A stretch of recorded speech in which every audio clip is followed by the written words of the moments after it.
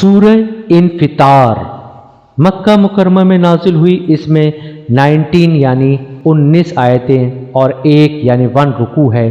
نازل ہونے اور تلاوت کے اعتبار سے یہ 82 یعنی 82 نمبر پر ہے اور سورہ نازعات کے بعد نازل ہوئی۔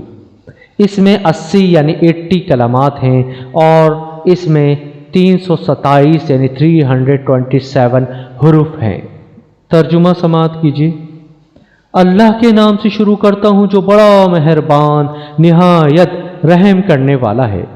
جب آسمان پھٹ جائے گا اور جب ستارے جھڑ جائیں گے اور جب سمندر بہا دیے جائیں گے اور جب قبریں اکھیڑ دی جائیں گی تو ہر شخص کو اس کا اگلا پچھلا کیا دھرا سب معلوم ہو جائے گا۔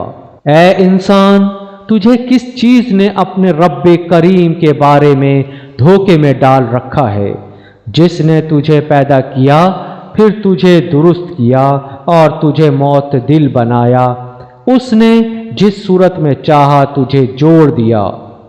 ہرگز نہیں، بلکہ تم لوگ جزا و سزا کو جھٹلاتے ہو، حالانکہ تم پر نگران فرشتے مقرر ہیں، معزز لکھنے والے، وہ جانتے ہیں جو تم کرتے ہو۔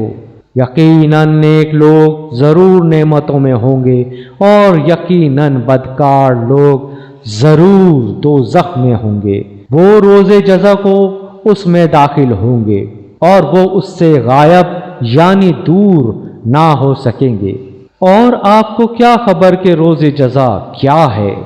پھر آپ کو کیا خبر کہ روز جزا کیا ہے؟ اس دن کوئی شخص کسی کے لیے کچھ بھی اختیار نہ رکھے گا اور اس دن حکم صرف اللہ کا ہوگا۔